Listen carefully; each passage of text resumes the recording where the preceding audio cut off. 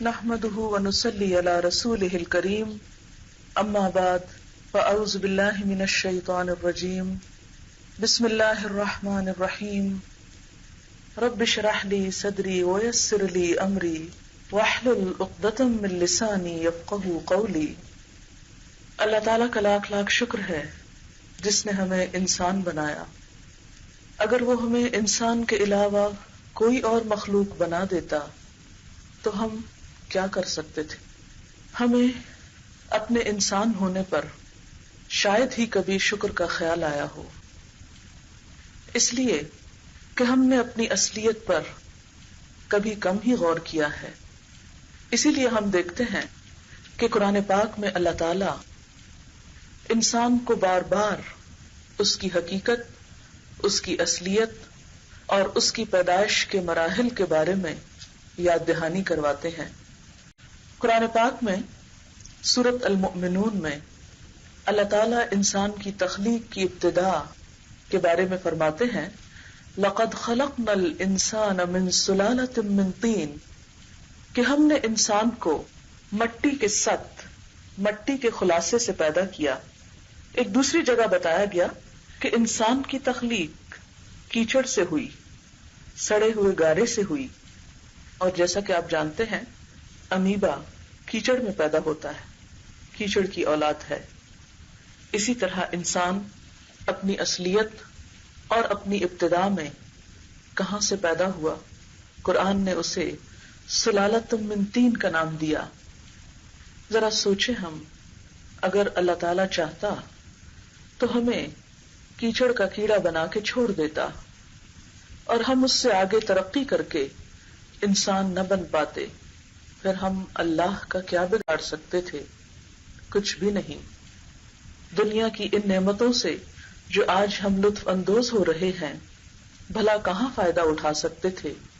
یہ رنگا رنگی، یہ زینت، یہ حسن اور یہ طرح طرح کی نعمتیں جو دن رات ہم اندھا دھند استعمال کر رہے ہیں، بھلا ہمارا ان میں کیا حصہ ہوتا؟ لیکن اللہ تعالیٰ نے ہمیں انسان بنایا۔ اس اگلے مرحلے پر انسان کے بارے میں فرمایا کہ خلقنا النطفۃ علقۃ، ہم نے نطفہ کو علقہ میں تبدیل کیا۔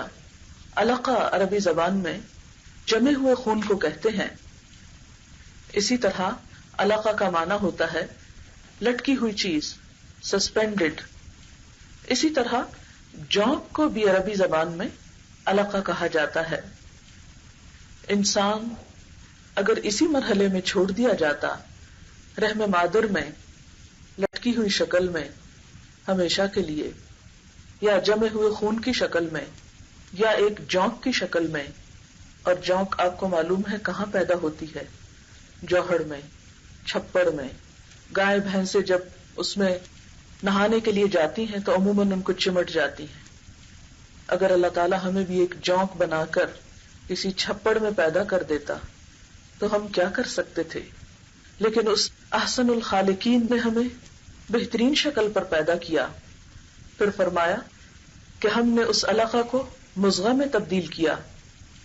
مضغہ گوشت کی بوٹی کو کہتے ہیں جو چبائے جانے کے لائق ہوتی ہے۔ اس شکل میں انسان اپنے ماں کے پیٹ میں، رحم مادر میں، مائکروسکوپک طریقے سے اگر اس کو دیکھا جائے تو بالکل جانور کے مشابہ ہوتا ہے۔ بازوں کی جگہ پہ چھوٹے چھوٹے نشان، اور ٹانگوں کی جگہ پر اور لمبی سی ٹیل، جو انسان کو دکھایا گیا کہ اللہ نے تجھے کہاں سے اٹھا کر کہاں پہنچایا۔ وہ چاہتا تو ہمیں ایک جانور بنا دیتا، کوئی کتے یا بلی کی شکل میں، ہم در بدر کی ٹھوکریں کھاتے پھرتے تو ہم اس کا کیا بگاڑ لیتے؟ لیکن اللہ تعالیٰ نے ہمیں جانور نہیں پیدا کیا، انسان پیدا کیا۔ فرمایا ثم انشأناہ خلقا آخر، پھر ہم نے اس کو ایک دوسری ہی مخلوق بنا کر اٹھایا۔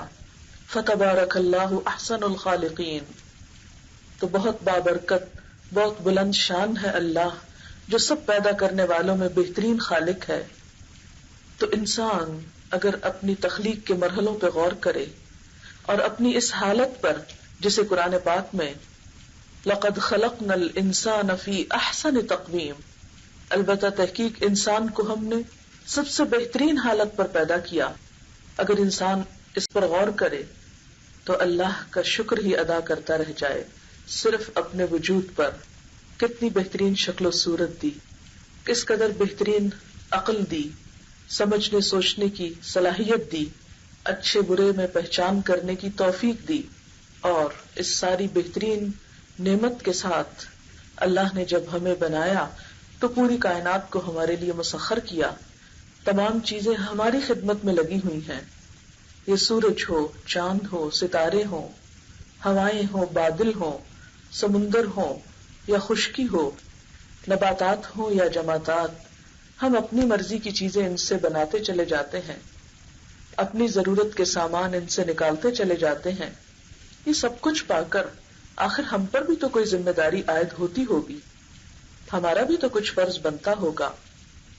اور پھر صرف ان چیزوں سے ہی فائدہ حاصل کرنا نہیں سکھایا اللہ نے، ہم پر ایک اور بہت بڑا احسان کیا کہ ہمیں محمد رسول اللہ صلی اللہ علیہ وسلم کی امت میں سے پیدا کیا. اللہ تعالیٰ قرآن پاک میں فرماتے ہیں لَقَدْ مَنَّ اللَّهُ عَلَى الْمُؤْمِنِينَ اذ بعث فيهم رسولا من انفسهم يتلو عليهم آياته ويزكيهم ويعلمهم الكتاب والحكمة وإن كانوا من قبل لفي ضلال مبين. البتہ تحقیق اللہ تعالیٰ نے اہل ایمان پر بہت بڑا احسان کیا جب ایک رسول ان کے اندر انہی میں سے اٹھایا جو ان پر اس کی آیات پڑھتا ہے، ان کا تزکیہ کرتا ہے، انہیں کتاب اور حکمت کی تعلیم دیتا ہے. اور اس سے پہلے وہ کھلم کھلا گمراہی میں مبتلا تھے، بھٹکے ہوئے تھے، راستہ کھوئے ہوئے تھے. اور یہ ایک بہت بڑی حقیقت ہے کہ اس تعلیم کا مل جانا، جیسا کہ ایک اور جگہ پر آتا ہے الرحمن علم القرآن خلق الانسان علمہ البیان، کہ رحمان جس نے قرآن کی تعلیم دی، جس نے انسان کو تخلیق کیا، جس نے انسان کو بولنا سکھایا. یہ بولنے کی قوت کسی اور جانور کو نہیں ملی. کوئی اور جانور انسان کے علاوہ اس طرح بات نہیں کر سکتا جس طرح میں اور آپ اپنے جذبات، غم، غصے، خوشی، عقل، ہر چیز کا اظہار اپنی زبان کے ساتھ کرتے ہیں. انسان کی بہترین کوالٹی کہ جس میں اللہ تعالیٰ نے ہمیں قرآن کی تعلیم دی، تو یہ رحمان کی رحمت کا ایک بہت عظیم الشان اظہار ہے کہ اس نے ہمارے اندر ایک نبی بھیجا اور اس کو کتاب دی، حکمت کی باتیں دی اور ہمیں بھٹکنے سے بچا لیا. اس اللہ کے رسول محمد الرسول اللہ صلی اللہ علیہ وسلم نے دنیا میں ایک بہترین مثالی معاشرہ قائم کر کے دکھایا، انسان کو انسان سے ملایا، محبتیں عام کی، امن اور سکون کو عام کیا. اور اس سے پہلے لوگ ان تمام تصورات سے نہ آشنا تھے. عربوں کے ہاں 1700 جنگوں کے تاریخی ریکارڈ ملتے ہیں. جنگ بعث جو آپ صلی اللہ علیہ وسلم کی آمد پر ختم ہوئی 120 سال سے دو قبیلوں کے درمیان جاری تھی، بے شمار کشت و خون ہو چکا تھا. ان قبائل کو آپ صلی اللہ علیہ وسلم نے شیر و شکر کر دکھایا، کالے اور گورے کا حقیقتاً فرق مٹایا. رومی یا ایرانی یا عربی ان سب کو ایک جگہ پر لا کھڑا کیا اور ان کے درمیان کوئی فرق نہ رہا. آج محمد الرسول اللہ صلی اللہ علیہ وسلم کی تعلیمات کے بغیر نہ صرف یہ کہ ساری دنیا بلکہ ہم خود بھی فرقہ واریت، اختلافات، گروہ بندیوں، ذاتوں اور مختلف چیزوں میں تقسیم ہو چکے ہیں. ہمارے گھروں کے اندر سکون اور اطمینان نام کی چیز نہیں رہی. بھائی بھائی کو کاٹ رہا ہے، رشتہ دار ایک دوسرے کو دیکھ نہیں سکتے. یہ ہمارے اندر یہ سب کچھ کیوں ہوا؟ وہاں تو بلال حبشی اور عمر فاروق ایک جگہ پر بیٹھے ہیں، آقا اور غلام کا فرق مٹ چکا ہے. حضرت ابو بکر صدیق رضی اللہ تعالی عنہ نے حضرت بلال کو آزاد کرایا تھا. حضرت عمر کہا کرتے تھے سیدنا ابو بکر اعتق سیدنا بلال، ہمارے آقا ابو بکر نے ہمارے آقا بلال کو آزاد کروایا تھا. وہ جو غلام تھے وہ آقا کہلانے لگے اپنی کوالٹیز کی وجہ سے، اپنی قابلیتوں کی وجہ سے، اپنے تقوی اور ایمان کی وجہ سے. لیکن آج ہمارے اندر جو کلاس سسٹم ہے، جو معاشرتی اور طبقاتی تقسیم ہو چکی ہے، اس نے دراصل انسانوں کے درمیان محبت جنم نہیں دی، انسانوں کو انسانوں کا خیر خواہ اور وفادار نہیں بنایا، انسان کو انسان کے خون کا پیاسا بنا دیا، ایک دوسرے کا دشمن بنا دیا، باہم حسد اور فساد نے جنم لیا، اور انسان نے اپنے ہاتھوں اپنی زندگی کو جہنم بنا لیا۔ ان سب مشکلات سے نکلنے کا راستہ کہاں کو ہے؟ کدھر کو جانا چاہیے انسان کو؟ محمد الرسول اللہ صلی اللہ علیہ وسلم کے اسوہ حسنہ کو اپنانے میں ان تمام مشکلات کا حل ہے، اور اس کے لیے ضروری ہے کہ ہم آپ کی ذات سے وابستہ ہو جائیں، کیونکہ اللہ تعالیٰ نے یہ گواہی دی وَإِن كَانُوا مِن قَبْلُ لَفِي ضَلَالٍ مُبِينٍ کہ آپ کے آنے سے پہلے لوگ حقیقتاً گمراہی میں تھے، بھٹک رہے تھے، بہکے ہوئے تھے، راستہ گم کیے ہوئے تھے، اور آج بھی انسانیت محمد الرسول اللہ کے بغیر بھٹکی ہوئی ہے۔ آج ہمارا تو حال یہ ہے کہ مسلمانوں کے اندر زکوٰۃ کا نظام ہونے کے باوجود بھوک ہے، افلاس ہے، غربت ہے، بیماری ہے، تمام مشکلات ہیں۔ لیکن جن ممالک نے ترقی کے بلبوتے پر ان مسائل پہ قابو بھی پایا، وہاں بھی حقیقی امن نظر نہیں آتا، وہاں اس سے بھی بڑے بڑے مسائل نے جنم لیا، لا علاج بیماریوں نے جنم لیا، اور انسانیت آج بھی بھٹک رہی ہے۔ لیکن آج انسانیت جس کو ہم بہت محترم قرار دیتے ہیں، بہت ترقی یافتہ قرار دیتے ہیں، مگر اس پر نظر ڈالیں جنہوں نے اللہ کے بھیجے ہوئے رسولوں کی رہنمائی کے بغیر خود اپنی عقل کے ذریعے اپنی منزل اور اپنا راستہ تلاش کرنا چاہا، ان کا حال کیا ہے؟ ان پر تھوڑی سی نظر ڈال لیں کہ ان میں سے بہت سارے لوگوں نے اپنی ساری زندگیاں اس حقیقت کو پانے میں لگا دی کہ انسان کی ابتدا کہاں سے ہوئی، کیونکہ وحی کی رہنمائی سے تو انہوں نے گلو خلاصی کرا لی، اللہ اور اس کے رسول پر اعتماد اور ایمان اٹھ گیا، تو اس کے بعد اپنی عقل پر ایمان لا کر اور اپنی کوششوں اور اپنے زور بازو کے ذریعے انہوں نے حقیقت کو پانے کی کوشش کی، تو آج بھی وہ بھٹک ہی رہے ہیں۔ آپ کو معلوم ہے کہ کائنات کی ابتدا اور آغاز اللہ تعالیٰ کی کتاب میں بہت واضح طرح بتایا گیا ہے کہ کیسے ہوا اور کون ہے اس پوری کائنات کا خالق و مالک، اور اس کائنات کے نظام کو کس طرح بہترین پرامن طریقے سے چلانا چاہیے۔ یہ سب کچھ آج مسلمانوں کے پاس قرآن کی شکل میں موجود ہے، لیکن چونکہ ہم خود بھی نہیں پڑھتے اور دنیا کو بھی نہیں دکھاتے کہ اس کے اندر کیا لکھا ہوا ہے، لہٰذا وہ لوگ جو اس کتاب کو نہیں مانتے اور محمد رسول اللہ صلی اللہ علیہ وسلم کو نہیں مانتے، انہوں نے جب خود سے اپنی عقل کی بنا پر کائنات کی تحقیق کرنا چاہی، آغاز اور انجام کے بارے میں جاننا چاہا، تو بھاری بھاری رقمیں خرچ کی۔ ایٹم کے بارے میں آپ سب جانتے ہیں کہ اس کے 2 اجزاء ہوتے ہیں، نیوٹران اور پروٹان۔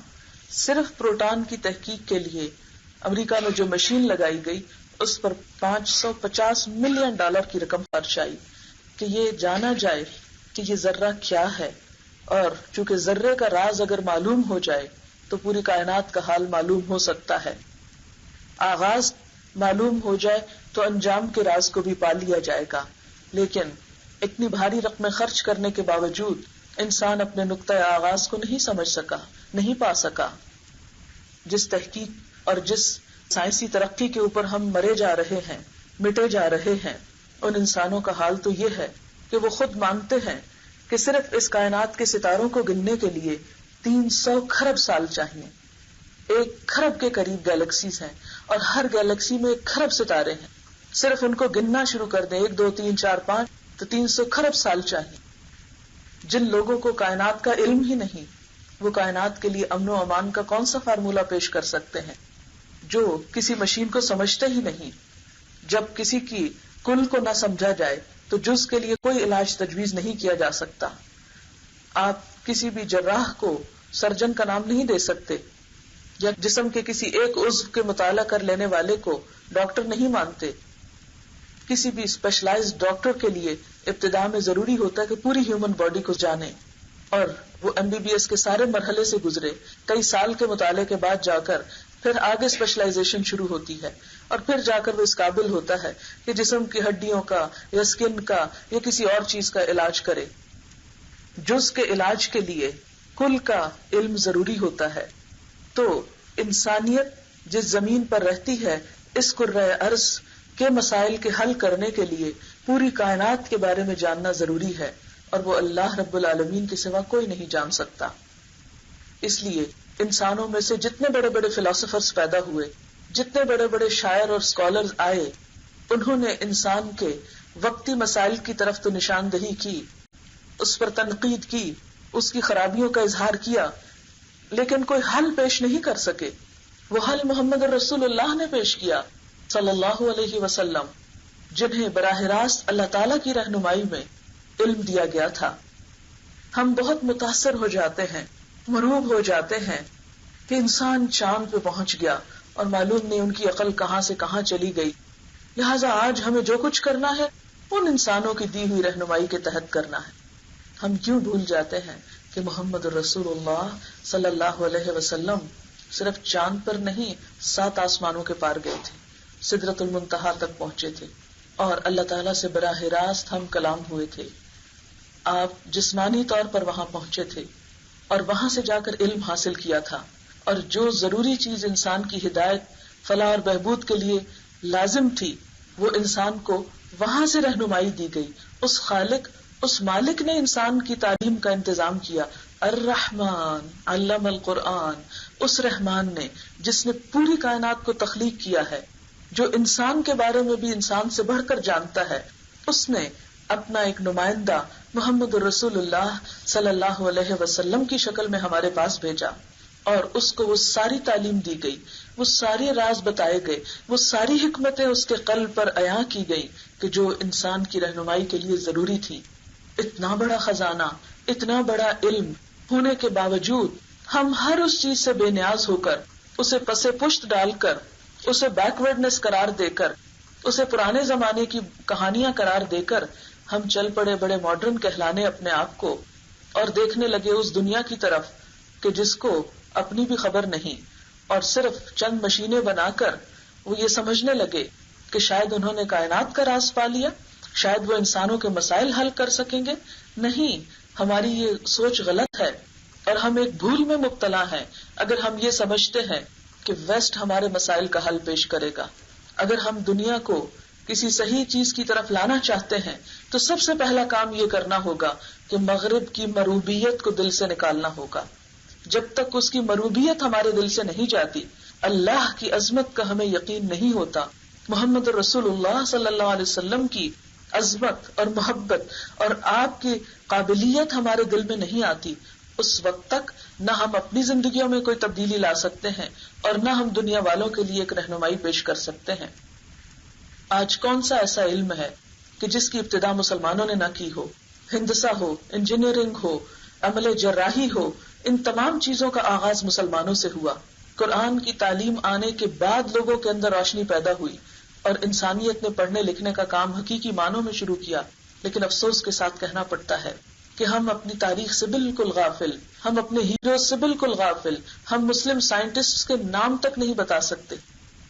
ہمارے بچوں کو جدید دور کے تو بہت سے سائنسدانوں کے نام آتے ہوں گے جنہوں نے ابتدا کی تھی، جنہوں نے اس سارے علم کو اوریجنیٹ کیا تھا، ان کے بارے میں ہم بالکل بے خبر، لا علم.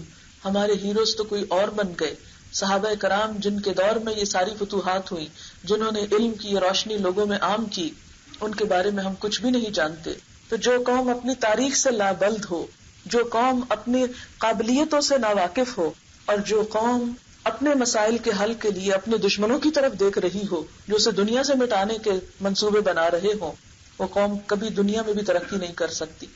آج دنیا میں بھی مسلمانوں کے زوال کا حال یہ ہے کہ کہیں پر بھی سر اٹھانے کی انہیں اجازت نہیں ہے، اور اس کی بنیادی وجہ یہی ہے کہ ہم نے اپنی شناخت کھو دی، اپنی چیزوں پر احساس کمتری کا ہم شکار ہو گئے. بڑی بڑی باتوں کو تو چھوڑیے، میں اور آپ اپنی روزمرہ کی زندگی میں دیکھتے ہیں کہ ہم کیا کر رہے ہیں. چھوٹی سی بات ہے، کھانے کے طریقے پر ہی بات کروں گی کہ اگر ہم صرف آج کی سٹنگ میں ایک چیز کی اصلاح کر لیں تو شاید ہماری باقی چیزوں کی اصلاح کی طرف بھی ہم کوئی قدم بڑھا سکیں. کیونکہ ہم علم تو بہت رکھتے ہیں، عمل نہیں کرتے، اور جب عمل نہیں کرتے تو علم انسان کے خلاف حجت بنتا ہے، انسان کے حق میں اسے فائدہ نہیں دے گا، اس کے خلاف قیامت کے دن بولے گا. چھوٹی سی مثال دوں گی کہ آپ صلی اللہ علیہ وسلم نے دائیں ہاتھ سے کھانے کو پسندیدہ قرار دیا. آج ہمیں فخر کس پر ہے؟ کس ہاتھ سے کھانے پر. بائیں ہاتھ سے چھری کانٹے کے ساتھ، کیونکہ ہاتھ سے کھانا تو ویسے معیوب ہے اور چمچ سے کھانا بھی ذرا پرانا طریقہ ہے. تو کچھ چیزیں ایسی ہیں کہ جو کانٹے سے ہی کھائی جانی چاہیے اور کانٹا بائیں ہاتھ میں ہی پکڑنا چاہیے. کتنے لوگ ایسے ہوں گے جو چھری کانٹے سے کھائیں تو دائیں ہاتھ سے کھائیں. نہیں، کوئی کھانے کی جرت ہی نہیں کر سکتا کہ اس کا مذاق اڑایا جائے گا. نبی صلی اللہ علیہ وسلم اس بات پر اتنا غضبناک ہوئے تھے، ایک شخص آپ کی موجودگی میں بائیں ہاتھ سے کھا رہا تھا. آپ کہیں گے یہ کیا ریجڈ بات ہے، اتنے کیا فرق پڑتا ہے، دونوں ہاتھ ہے نا انسان کے، جس سے مرضی کھا لے. نہیں، مسلمان ایک قوم ہے، ایک شناخت ہے اس کی. مسلمان کہیں پر بھی بیٹھا ہوگا وہ اپنے طریقوں سے پہچانا جائے گا. وہ محمد رسول اللہ صلی اللہ علیہ وسلم کا اتباع کرے گا. اس کی اصل وہاں سے جڑی ہوئی ہوگی، اس لیے کہ اس کو اللہ سبحانہ وتعالی کی طرف سے رہنمائی دی گئی. ایک شخص آپ کی موجودگی میں بائیں ہاتھ سے کھا رہا تھا، آپ نے اسے روکا اور کہا دائیں ہاتھ سے کھاؤ. اس نے کہا میں نہیں کھا سکتا. آپ نے فرمایا کبھی نہ کھا سکو، اور مرتے دم تک اس شخص کا دایاں ہاتھ منہ تک نہ اٹھا. آج ہم میں سے کتنے لوگ ہیں جو اپنے بچوں کو بتاتے ہوں کہ دائیں ہاتھ سے کھانا چاہیے. پھر اسی طرح بیٹھ کر کھانے کی بات، ہم میں سے کتنے لوگ اس بات کی کیئر کرتے ہیں. نبی صلی اللہ علیہ وسلم نے سخت ناپسند کیا اس بات کو کہ کھانا کھڑے ہو کر کھایا جائے، الا یہ کہ کوئی مجبوری ہو. لیکن ہم بغیر مجبوری کے کھڑے ہو کر کھاتے ہیں. آج اگر ہمیں کوئی ڈاکٹر منع کر دے کہ دیکھو فلاں بیماری ہو جائے گی اگر کھڑے ہو کر کھاؤ گے، ہم فوراً بیٹھ جائیں.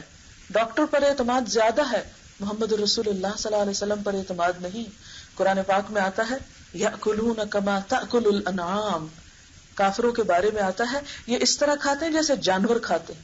اور جانور چلتے پھرتے گھومتے پھرتے، کبھی اس درخت سے منہ مارا کبھی اس سے مارا، اور کوئی ادب نہیں، سلیقہ نہیں، تمیز نہیں. آج ہم میں سے کتنے لوگ ہیں جو اس ادب کی پابندی کرتے ہوں. ہم تو کھڑے ہو کر کھانا ماڈرنزم سمجھتے ہیں، فخر کی بات سمجھتے ہیں. ہاں، آج ہمیں پتہ چل جائے کہ فلاں فلاں بیماری اس سے لگ جائے گی تو ہم بیٹھ جائیں. ہم اللہ اور اس کے رسول کی عظمت کو سامنے رکھتے ہوئے ان کے ادب اور احترام میں نہیں بیٹھیں گے، بیماری کے ڈر سے بیٹھ جائیں گے. پھر ایسے میں تو ثواب بھی کہاں ہوگا اور جزا کس بات پر ہوگی. پھر اسی طرح یعنی چھری کانٹے سے کھانا منع نہیں ہے. ایک حدیث میں آتا ہے نبی صلی اللہ علیہ وسلم گوشت چھری سے کاٹ کے کھا رہے تھے. جہاں ضرورت ہو چمچ بھی یوز کر سکتے ہیں. اب ظاہر سوپ پینا ہے تو آپ اس کو ہاتھوں سے تو نہیں پی سکتے، یا کوئی اور ایسی چیز کھانی ہے تو آپ چمچ سے کھا سکتے ہیں، چھری سے کاٹ سکتے ہیں. لیکن ہمیں منع نہیں کیا گیا کہ چھری مت استعمال کرو، منع نہیں کیا گیا کہ چمچ مت استعمال کرو، لیکن اس سے منع کیا گیا کہ بائیں ہاتھ سے مت کھاؤ، اس سے منع کیا گیا کہ کھڑے ہو کر مت کھاؤ. اور پھر ہم جب غلط کام کرتے ہیں تو اس پر کانفیڈنٹ ہوتے ہیں. شیطان کتنا ہمیں خوش کرتا ہے، واہ کیا کانفیڈنٹ ہے، کتنا کانفیڈنس ہے اس شخص کو کہ یہ سب طریقے جانتا ہے. اور کبھی ہمیں شرم نہیں آئے گی، نہ اللہ سے آتی ہے نہ اس کے رسول صلی اللہ علیہ وسلم سے آتی ہے، جب ہم اللہ کی نافرمانی کرتے ہیں اور رسول اللہ صلی اللہ علیہ وسلم کی سنتوں کا مذاق اڑاتے ہیں. مسواک کی بات ہے. مسواک کرنے کے بارے میں اگر کوئی سائنٹسٹ یہ کہہ دے کہ مسواک کرنے سے معدے کی ساری بیماریاں ختم ہو جاتی ہیں تو ہم آج مسواک اٹھا لیں. لیکن محمد رسول اللہ صلی اللہ علیہ وسلم کی سنت سمجھ کر ہم میں سے کتنے لوگ مسواک کریں گے؟ ذرا آپ سروے کر سکتے ہیں جا کر. ہم کہیں گے نہیں وہ تو اس دور میں چونکہ یہ برش ملتا نہیں تھا اس لیے. ٹھیک ہے، نہیں ملتا تھا، اس میں کوئی غلط بات نہیں، لیکن بات یہ ہے کہ آج بھی برش کا استعمال کتنا ان ہائیجینک ہے کہ ایک ہی چیز کو ہم بار بار مہینوں یوز کرتے رہتے، روز کا بیکٹیریا اس میں رہ جاتا ہے، پھر اگلے دن اسی کو رگڑنے لگتے ہیں، کتنی بیماریوں کا سبب بنتا ہے، لیکن ہمیں اس کی فکر نہیں. مسواک ہر روز نیا فریش اس کا وہ نکلتا ہے. پھر آپ دیکھیں کہ آپ صلی اللہ علیہ وسلم کے مسواک کا طریقہ ہم میں سے اکثریت کو نہیں پتا ہوگا کہ آپ مسواک کیسے کرتے تھے. چھوٹی سی سنت، روز کی سنت. آپ نے فرمایا اگر میری امت پہ بھاری نہ ہوتا میں ہر نماز کے ساتھ مسواک فرض کر دیتا. آپ کے مسواک کا طریقہ آپ کسی سے بھی پوچھ لیں، حتیٰ کہ دیندار بہت سارے لوگوں سے پوچھ لیں، بہت کم لوگ یہ جانتے ہوں گے کہ آپ کیا کرتے تھے. اس لیے کہ مجھے خود بہت بڑی عمر میں آ کے پتا چلا کہ آپ مسواک کرتے کیسے تھے. یعنی نہ ماں باپ نے سکھایا، نہ کہیں معاشرے نے سکھایا، اور نہ کہیں اور سے پڑھا. ہماری کتابوں میں یہ باتیں تو لکھی ہوئی نہیں، وہاں تو اور ہی قصے ہیں. اسلامیات کا نام ہو یا کچھ اور اردو کی کتاب میں دین کے حوالے سے کچھ باتیں ہوں تو اور طرح طرح کے قصے، اولیاء کرام کی باتیں. لیکن محمد رسول اللہ صلی اللہ علیہ وسلم کی سنتیں وہ سب ناپید ہوتی چلی گئیں.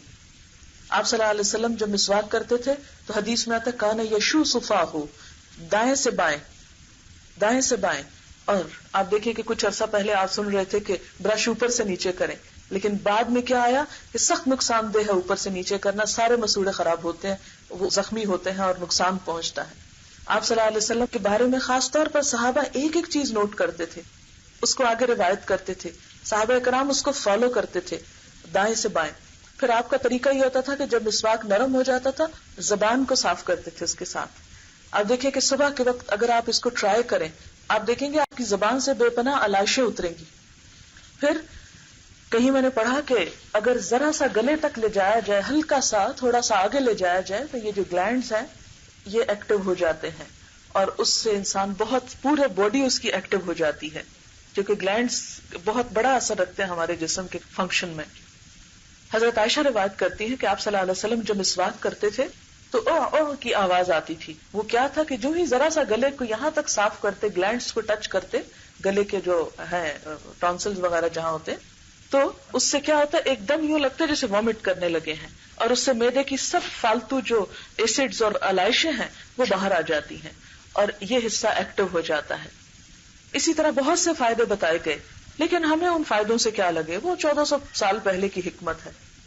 نہیں، آج بھی اس کے برابر کی کوئی حکمت، کوئی علاج اور کوئی میڈیسن ایسی دریافت نہیں ہوئی۔ اگر ہم صرف اس ایک طریقے کو استعمال کرنا شروع کر دیں تو ہم بہت سی بیماریوں سے بچ سکتے ہیں۔ لیکن یہ محمد رسول اللہ کا طریقہ ہے صلی اللہ علیہ وسلم، جن کی شان میں ہم نعت تو پڑھ سکتے ہیں، ہم جھوم سکتے ہیں، ہم رو سکتے ہیں، مگر آپ کی بات نہیں مان سکتے۔ مجھے تو ایسی محبت کی کبھی سمجھ نہیں آئی کہ انسان دوسرے کو یہ کہے کہ I love you, I respect you, لیکن آپ کی کوئی بات نہیں میں مان سکتا، I can do nothing for you. آپ صلی اللہ علیہ وسلم کو ہم پھولوں کے گلدستے تو پیش کر رہے ہیں، ہدیہ نعت کے گلدستے تو پیش کر رہے ہیں، لیکن آپ کے بتائے ہوئے طریقے کے مطابق نہ کھانا جانتے ہیں، نہ پہننا جانتے ہیں، نہ کسی سے بات کرنا جانتے ہیں، اور حقیقی معنوں میں آپ کے طریقوں کے مقابلے میں غیروں کے طریقوں سے متاثر ہیں۔ وہ شخص جس کی حکمتوں کے سورس اللہ رب العزت کی ذات تھی، جس نے کسی انسان سے تعلیم حاصل نہیں کی، جس کا براہ راست معلم رب العزت تھا، جو پوری کائنات کا خالق ہے، اور جس کے مقابلے میں انسان کا علم کیا ہے، وَلَا يُحِيطُونَ بِشَيْءٍ مِّنْ عِلْمِهِ إِلَّا بِمَا شَاءَ، وہ اس کے علم کا احاطہ نہیں کر سکتے مگر جتنا وہ چاہتا ہے۔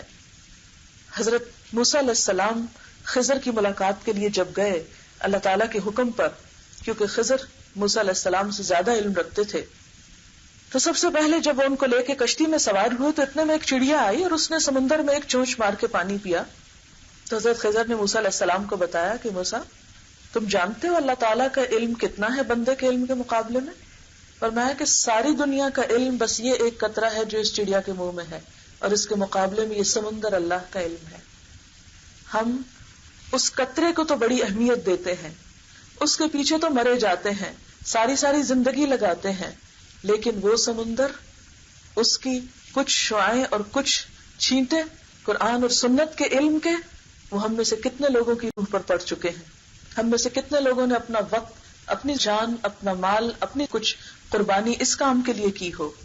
پھر ہم کیسے حقدار ہیں جنت کے، کیسے امیدوار ہیں اللہ کی مزید نعمتوں کے، جب اس نے جو پہلے نعمتیں دی ان کی تو ابھی تک ہم نے قدردانی نہ کی، ان کو تو پرانی باتیں سمجھ کر ایک طرف رکھ دیا، اور ان کے مقابلے میں دوسرے لوگوں کی عظمت کے ہم گن گاتے ہیں دن رات۔ کسی بھی زبان کو ہم سیکھ سکتے ہیں، لیکن جو مروبیت ہے، جو ہمارے اندر روگ ہے، جو محبت اور عظمت ان زبانوں کے لیے آ گئی ہے، یہ ناپسندیدہ ہے۔ آپ دیکھیں گے مجھے پچھلے سے پچھلے سال فرانس جانے کا اتفاق ہوا، نہ ان کے میوزیم میں کوئی انگریزی لکھی ہوئی تھی، نہ ان کا کوئی شخص بولتا نظر آتا تھا۔ میوزیم میں ایک جگہ پر بائبل کے سکرولز تھے جو ڈیڈ سی سے وہ ملے ہیں، اس کے کنارے سے بہت پرانے اور بہت ہی زبردست قسم کی قیمتی ڈاکیومنٹ تھا، اور میں تڑپ رہی تھی کہ کوئی شخص مجھے پورے اس ایریا میں مل جائے جس کو انگریزی آتی ہو اور مجھے یہ جو اس کے نیچے لکھا ہے صرف یہ پڑھ کے سنا دے کہ یہ کیا لکھا ہوا ہے۔ میں جاننا چاہتی، بائبل کے بہت پرانے قدیم نسخے زمین کی کھدائی کے دوران کچھ ملے ہیں، ایک پہاڑ کی کھو سے یا بہرحال کہیں سے بھی انہوں نے ڈسکور کیے ہیں، اور وہ سینکڑوں سال پرانے تھے، اور اس کو انہوں نے اس وقت میوزیم میں ڈسپلے کیا ہوا تھا۔ اور میں تڑپتی تھی کہ کسی طرح مجھے پتا چلے کہ انہوں نے کیسے ڈسکور کیا، کیا ساری ان کی ہسٹری جاننا چاہتی تھی. کافی دیر میں نے اس کام کے لیے لگائی کہ میں ایک ایک جگہ پھری کہ کوئی سٹاف میں سے کوئی گائیڈ کوئی کچھ بھی ہو جو مجھے انگریزی میں کوئی انگریزی نہیں جانتا تھا وہاں پورے ایریے میں. وہ بھی ترقی کر گئے ہیں اپنی زبان کے ساتھ، ان کو کوئی مربوبیت نہیں انگریزی زبان کی، انہیں کوئی شوق ہی نہیں ہے. سڑک پہ جاتے ہوئے راستہ پوچھنا ہوتا تھا، کوئی ہمیں انگریزی میں بتانے والا ملتا نہیں تھا. اکا دکا خال خال کہیں کوئی جیسے اسکول میں کوئی ایسے سبجیکٹ پڑھتا ہے کسی زبان کو.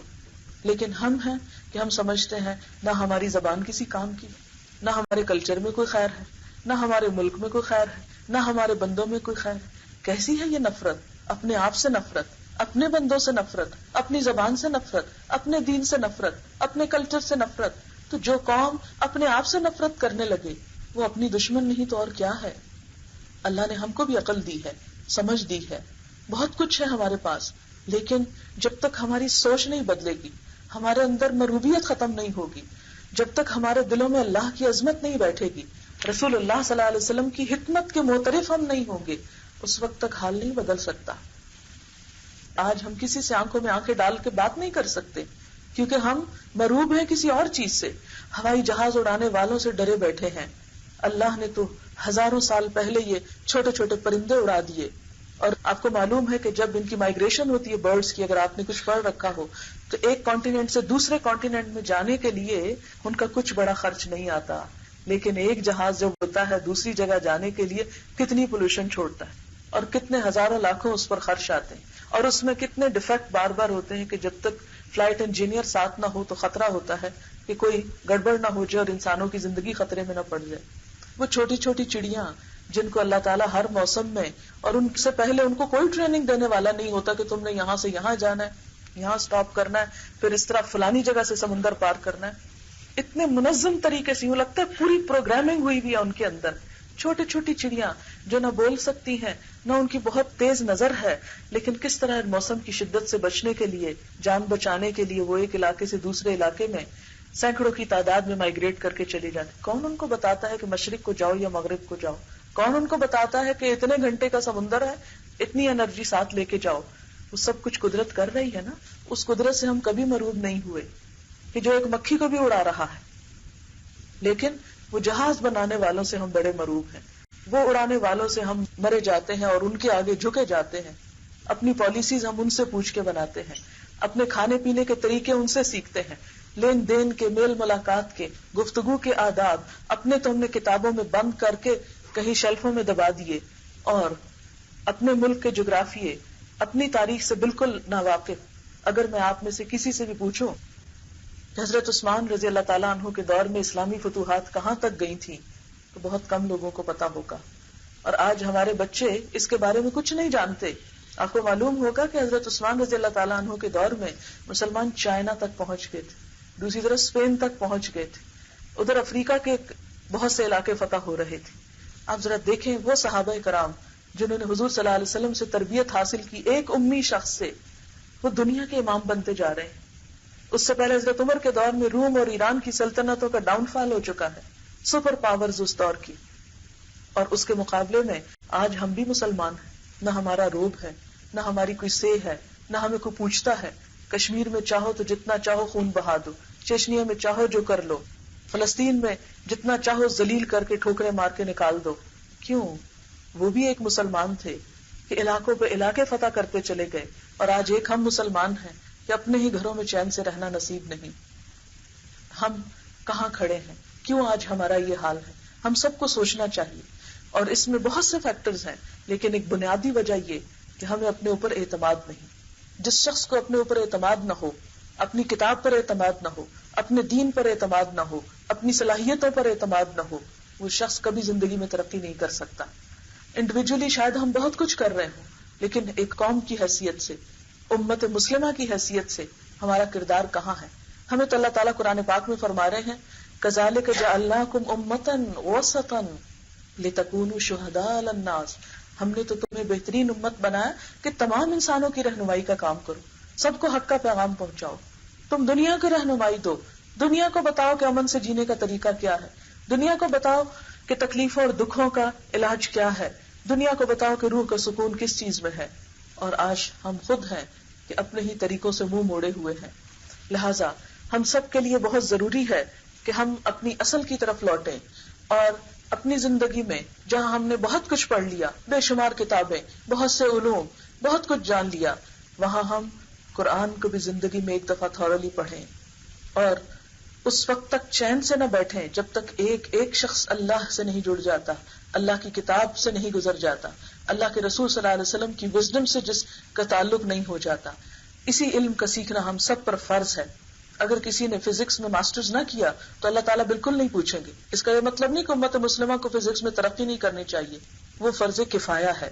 چند لوگ بھی اگر فزکس میں ماسٹرز ہوں گے، سائنٹسٹ ہوں گے، تو اللہ تعالیٰ ساری قوم کو معاف کر دیں گے. لیکن یہ جو دین کا بنیادی علم ہے، یہ جو اللہ کی کتاب ہے، یہ جو رسول اللہ صلی اللہ علیہ وسلم کی سنت ہے، یہ ہم سب پر سیکھنی فرض ہے، فرض کے درجے میں، جس کو آپ ہر روز وہ حدیث سنتے ہوں گے، طلب العلم فریضۃ علی کل مسلم. علم کا حاصل کرنا فرض ہے ہر مسلمان پر.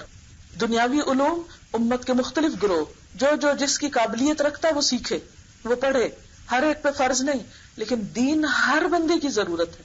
ہر ایک کو مرنا ہے، حساب دینا ہے، قبر میں جانا ہے، حشر کے میدان میں اسے حساب کتاب دینا ہے، جنت یا جہنم اس کے لیے منتظر ہے. اسے اس دنیا میں اللہ نے جو عقل اور شعور دیا، صرف کھیل کود اور انجوائمنٹ کے لیے نہیں دیا. ما خلقت الجن والانس الا لیعبدون، میں نے جن و انس کو اپنی عبادت کے لیے پیدا کیا ہے. اور اب اللہ کی عبادت کیا ہے؟ اللہ کی غلامی اختیار کرنا، اللہ کو خالق مان کر اس کی مخلوق ہوتے ہوئے اپنی حیثیت کو، اپنے اندر ایک بندگی، ایک عاجزی پیدا کرنا، اللہ کا شکر ادا کرنا، اللہ تعالیٰ کے ساتھ ایک تعلق قائم کرنا. تو ہم میں سے یہ ہر ایک کی ضرورت ہے. جب تک ہم میں سے ہر شخص اس کے لیے کوشش نہیں کرے گا، اس وقت تک کسی دوسرے کا کیا ہم کو فائدہ نہ دے گا. کوئی اور کھانا کھا لے تو ہم کو اس سے کیا فائدہ جب تک ہم خود نہ کھائیں. کوئی اور پی لے تو ہماری پیاس نہیں بجھتی. کسی اور کے کرنے سے ہمیں نہیں حاصل ہوگا. یہ وہ فرض ہے کہ جس کو ادا کرنا ہم سب کی ضرورت ہے. لہذا ہم سب کو اس بات کے لیے سوچنا چاہیے، پلان کرنا چاہیے، غور و فکر کرنا چاہیے. آج میں خاص طور پر آپ کی ملاقات کے لیے اپنی ایک اسٹوڈنٹ لے کر آئی ہوں جو آذربائیجان سے آئی ہے، ایک ایسے ملک سے جہاں مسجدوں میں اذان کی آواز نہیں، جہاں نماز پڑھنے کی اجازت نہیں. وہاں سے اللہ تعالیٰ اس کو اٹھا کر یہاں تک اللہ نے پہنچایا ہے اور یہ دین کی تعلیم حاصل کر رہی ہے. اور آج ہمارے ملک میں سب آزادی ہونے کے باوجود ہم کیا کر رہے ہیں، ہمیں کیا کرنا ہے؟ شاید اس کی کسی بات سے آپ کے دل میں کوئی خیال آ جائے، ہماری ذاتی بھی اور امت کی تقدیر بدل جائے. میں اپنی بات اختتام کرتی ہوں اور میں اس بچی کو دعوت دیتی ہوں. یہ انگلش میں بات کرے گی، صرف تھوڑا ایکسنٹ فرق ہے، لیکن ذرا آپ غور سے سنیں گے تو انشاءاللہ آپ کو بات سمجھ میں آئے گی. یہ اپنا تعارف بھی کرائے گی اور کس طرح یہاں پہنچی یہ بھی انشاءاللہ بتائے گی. ربی اشرح لی صدری ویسر لی امری واحلل عقدۃ من لسانی یفقهوا قولی. My name is Nazila, and Azerbaijan, you maybe heard first time, it was a Russian state, and Russia captured it in the beginning of the 19th century, and Azerbaijan got independence around first democratic republic in the Middle East. But again in 1920, the Soviet Union captured it again. And they killed all Islamic scholars. The Quran was forbidden to be read. If you kept Quran in your house, the police, they could come to your house and they killed all the family. Even they didn't give respect to the little children. They sent the head of family to Siberia. The women were tortured because their families, their husbands, their fathers or their far relatives were Islamic scholars. And if it was so, who would teach the people about the Islamic way of life? Nobody. Once I attended in the party which was about the Prophet ﷺ's birthday in Islamabad. The great scholars of Pakistan also attended in that party, and I looked and I said inside in my heart, oh my God, if Azerbaijan had such great scholars, Islamic scholars, my people, my Turkish people, their people, of course would follow their ways, the way of Prophet ﷺ. But then I thought that once Allah Ta'ala gave this chance to them, Azerbaijan was a historical center of Islamic culture. Azerbaijan gave a great scholars, Islamic scholars, in the Middle Ages, in the 19th century, in the beginning of the 20th century. But the people didn't follow them. They listened, respected them, as Dr. Farhad told. We love you, we respect you, but we are sorry, we cannot follow your ways. And in 1990, Azerbaijan got its independence, alhamdulillah. But some people thought that, okay, if this independence will give the people to return to Islam. But what happened? Some Turkish people from Turkey, they came to Azerbaijan, they built mosques. And daily there was 5 times azan. And near my aunt's house also was a beautiful mosque. When was azan, the people said that we don't want to listen to this azan because it is at 5 o'clock in the early morning and we cannot sleep. Can you imagine? And when young people want to come to Islamic way, when they want to do namaz, their parents, they don't want them to do namaz. And me also. When I began to do namaz, they wanted to stop me. They said that no, you are in university, in historic department, you are also journalist, you put articles, you have future, and inshallah we expect you that you will become some diplomat or like this stuff. But I said that no, it is my time, I know where to spend. They said if you wear this cap, nobody will give you job. But I came, alhamdulillah, Allah Ta'ala opened my way, made easy everything to me. It gave me firmness in my heart. And I said that no, nobody can stop me. And I increased my knowledge. Everything depends from intention. Every amal depends of intention. If your intention is good, Allah Ta'ala opens the way, opens the doors to you, opens the doors of mercy of the skies. And in my life also was so. And after this, step by step, Allah Ta'ala sent me religious Islamic friends, good Islamic scholars from Britain, from other countries. They invited me to their Islamic conferences, and I get knowledge of Islam. And they opened my way. They encouraged me that I should increase my knowledge in Islam, because Azerbaijan people were in need. And I came to Pakistan. Alhamdulillah, I met very good people. Allah Ta'ala made me to meet with the good religious people. I was not among the bad people, alhamdulillah. یہ Baku state university سے اس نے graduation کیا history میں، اور اس نے world history بھی پڑھی، Islamic history بھی کچھ پڑھی، اور کچھ اپنی عادت بائی جان کی ہسٹری. تو یونیورسٹی سے ایک ٹرپ ان کا گیا مختلف مسجدیں دیکھنے کے لیے. وہاں جا کر یہ مسجدوں سے متاثر ہوئی اور اس کے دل میں اسلام کا خیال آیا، اور اس نے کچھ نماز وغیرہ پڑھنی شروع کی. اس کے مدر اور فادر دونوں بہت ایجوکیٹڈ لوگ ہیں. لندن گراڈ میں تھا اس کا باپ، لیکن اب ریٹائر ہو گیا. اس کی ماں بھی بہت پڑھی لکھی خاتون ہے. تو جب اس نے نماز شروع کی تو اس کو نہ قبلے کا پتہ، نہ نماز کا صحیح پتہ، اور کبھی کوئی اس کو کچھ بتاتا تو کسی طرح نماز پڑھنی شروع کر دیتی، کوئی اور کچھ بتاتا تو کسی اور طرح، نہ صحیح ٹائمنگ کا پتہ. ایک کتاب کہتی کہ مجھے کہیں سے ملی، لیکن اس کتاب سے اس نے کچھ نماز سیکھی، کیونکہ آس پاس کوئی نماز پڑھنے والا نہیں ہوتا تھا. جب رشیا نے آذربائیجان کو کیپچر کیا تو اس کے بعد مسجدیں وغیرہ بند کر دی گئیں. جیسے اس نے بھی بتایا کہ اگر کسی ایک فیملی میں قرآن کا نسخہ نکل آتا تو پوری فیملی کو ختم کر دیا جاتا. تو اسلام کا نام لینے والا بھی کوئی نہیں رہا. لہٰذا اس کو جب اللہ تعالیٰ نے یہ سمجھ دی تو پھر اس نے نماز پڑھنی شروع کی. تو اس کی ماں نے اس کو بہت روکا کہ تم نماز نہیں پڑھ سکتی، بہت شور کیا. اس کے والد کو کہا کہ اس کو سٹاپ کرو، کیونکہ یہ تو پھر دنیا کی تعلیم سے جائے گی. اور کہتی کہ میں اب 21 ایئرس کی ہو گئی ہوں اور میری اپنی زندگی ہے، آپ اپنا کام کریں اور مجھے میرا کرنے دیں. لیکن کہتی کہ اس کے بعد انہوں نے ذرا سا میری مخالفت کم کی تو میں نے اپنے والدین کو بھی کہا کہ آپ بھی نماز پڑھا کریں. پھر اس پر اور زیادہ آفینڈ ہوئے کہ کل یہ خود پڑھ رہی تھی اور آج ہمیں کہنا شروع ہو گئی. ہم کو یہی لگتا تھا کہ یہ اس کام میں بہت آگے بڑھ جائے گی. پھر اس کے بعد آہستہ آہستہ یہ جرنلسٹ بن گئی اور بہت سارے لوگوں سے اس کی ملاقات ہوئی. لندن میں ایک ڈاکٹر انس ہوتے ہیں، وہ آذربائیجان گئے. وہاں سے انہوں نے کہا کہ ہم تمہیں اسلام کے بارے میں مزید پڑھنے، کیونکہ اس کے اندر بہت ایک دلچسپی اور ایک تجسس تھا کہ میں اور جانوں. ملیشیا یونیورسٹی میں آپ کو بھجواتے ہیں، لیکن اس کی مدر نہیں مانی کہ نہیں اتنی دور ہم نہیں بھیج سکتے. پھر اس کے بعد وہ دوبارہ آئے تو انہوں نے کہا کہ تم ابھی تک کوئی کام نہیں شروع کیا، چلو تمہیں پاکستان بھیجتے ہیں. تو اسلامک ریسرچ انسٹیٹیوٹ کے ڈاکٹر ظفر اسحاق انصاری ہیں، ان سے انہوں نے رابطہ کیا اور ان کو پاکستان بھیجا. اسلامک یونیورسٹی انہوں نے ایڈمیشن لیا. وہاں کا ماحول ان کو کچھ سوٹ نہ کیا تو ڈاکٹر انصاری نے میرے پاس الہدا میں بھیج دیا. اس وقت ہمارا سیشن شروع ہی ہونے والا تھا. تو اس نے کہا کہ مجھے یہ سارا ماحول بہت پسند ہے، کیونکہ یہاں ہر ایک دوسرے سے محبت کرتا نظر آتا ہے جو مجھے کہیں اور نظر نہیں آتی. تو میں ایڈمیشن یہاں لینا چاہتی ہوں. میں نے کہا تمہیں تو اردو نہیں آتی تو تم کیا پڑھو گی یہاں میرے سے؟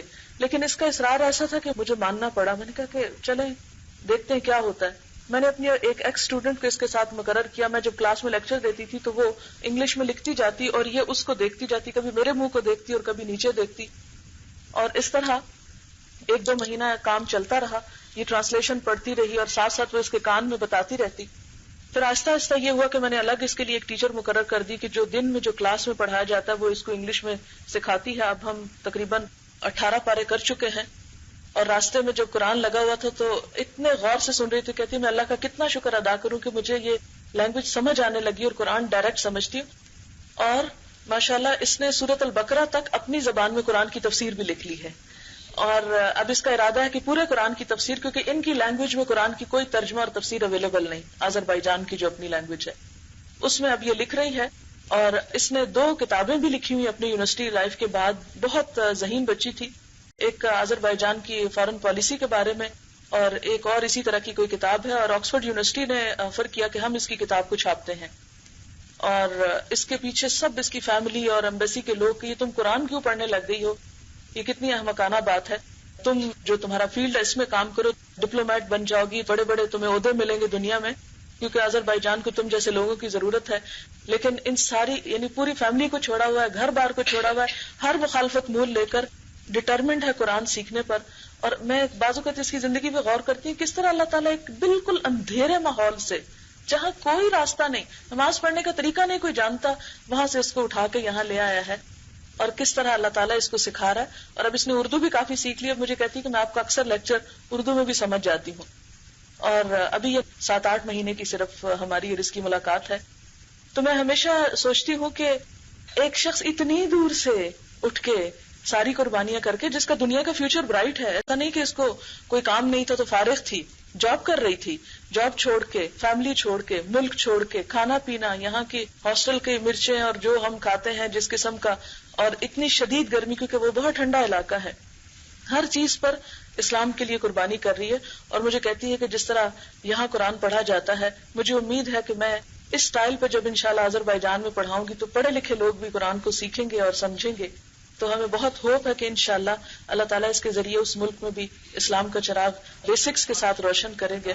تو اس کو لانے کا میرا مقصد اور انٹروڈیوس کرانے کا یہ تھا کہ ہمیں بھی سوچنا چاہیے کہ ہمیں اللہ نے ساری آزادیاں دی, ساری نعمتیں دی, لیکن ہم ان کی کوئی قدر نہیں کرتے, اور ہم اپنے توجہات اور دلچسپیاں ادھر ادھر کی قائم کیے ہوئے.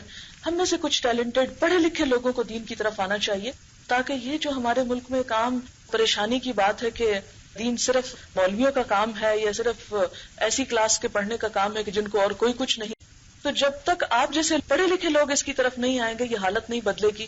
اور یہ جو مروبیت ہے ہمارے دل میں اللہ کے دین کے علاوہ اور چیزوں کی, جب تک یہ نہیں نکلے گی ہم پورے اعتماد کے ساتھ دین کے میسج کو آگے نہیں پہنچا سکتے, اور ہمیں اس کے لیے دن رات کوشش کرنے کی ضرورت ہے.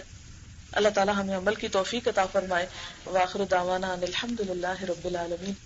سبحانک اللہم وبحمدک نشہد ان لا الہ الا انت نستغفرک ونتوب الیک. والسلام علیکم ورحمۃ اللہ وبرکاتہ.